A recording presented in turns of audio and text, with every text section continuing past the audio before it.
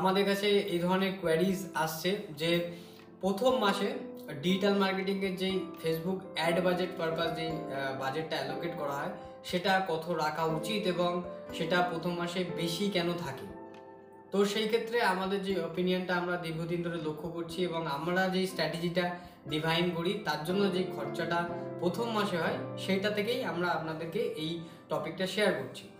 তো প্রথম মাসে আপনাদের বিজনেস আইডেন্টিফিকেশন করার জন্য এজেন্সির একটা টাইম লাগে।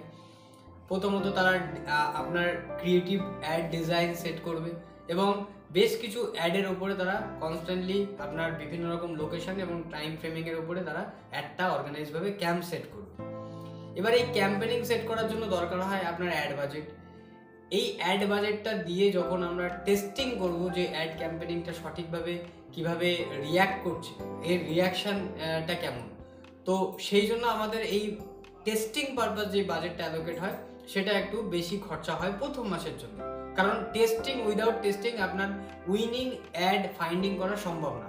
কারণ ডিজিটাল মার্কেটিংয়ের ক্ষেত্রে যতক্ষণ না আপনার এক্স্যাক্টলি লাইভ আপনার অ্যাড ক্যাম্পেনিং চলছে এবং আপনার কাছে লিড আসছে এবং আপনি লিডের সাথে কনভারসেশন করছেন, ততক্ষণ অবধি ফাইন্ড আউট করা সম্ভব না যে আপনার লিড কোয়ালিটি কতটা বেটার এবং কনভার্সন রেট কেমন হতে পারে।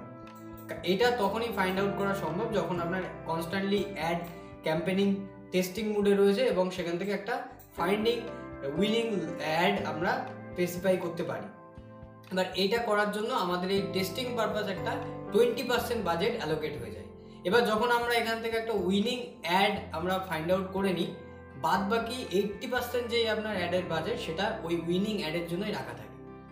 এবার মনে করুন আপনার অ্যাড চলছে, মানে উইনিং অ্যাডই চলছে, বেশ কিছুদিন ধরে চলছে, সেখানে ডিজাইন একই রয়েছে, আপনার location, time framing, demography, behaviour সব কিছু এক দিয়ে আপনারা সেই টাকাটা দিয়ে চালাচ্ছি। কিছুদিন বাদে গিয়ে দেখবেন এই অ্যাডেরও কোয়ালিটি আস্তে আস্তে কমতে থাকছে এবং লিড যেই কোয়ালিটি সেটার হলে গিয়ে আপনার কনস্ট্যান্টলি যে বেটার যে পারফর্মটা ছিল সেটা আস্তে আস্তে লুজ হচ্ছে।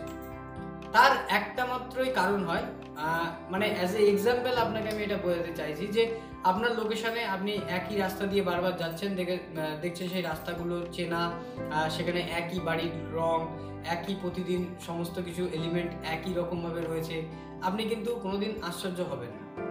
এবার যখন হঠাৎ করে সেই এলিমেন্টগুলোর মধ্যে একটা নতুন কিছু অ্যাড অন হয়ে যাবে, আপনার সাবকনসিয়াস মাইন্ড কিন্তু সেই নতুন এলিমেন্টটা দেখার জন্য সেই দিকে আপনাকে ফোর্স করবে।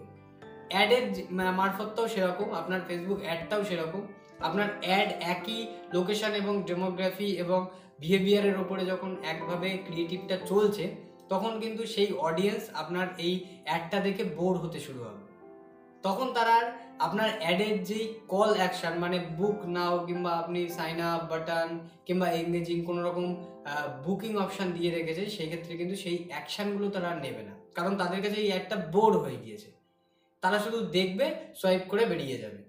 কিন্তু আপনি যদি কনস্ট্যান্ট আপনার উইনিং অ্যাডের পরে একটা টাইম পিরিয়ডের পরে, আমরা যেরকম বলে থাকি যে 10 to 12 ডেজ পরে আমরা নতুন ক্রিয়েটিভ ইন্ট্রোডিউস করার এবং সেই ক্রিয়েটিভগুলো কেমন ধরনের পারফর্ম করছে তারও আবার টেস্টিং আমরা দেখি ঠিকঠাকভাবে যে সেই পুরনো যেই আমরা রেজাল্টটা পাচ্ছিলাম সেই রেজাল্টের সাথে এই ক্রিয়েটিভটা ম্যাচ আপ করছে পাচ্ছে কিনা, দেন আমরা সেটাকে আরোভাবে ফুড করা শুরু করি, মানে অ্যাড বাজেট দেওয়া শুরু করি।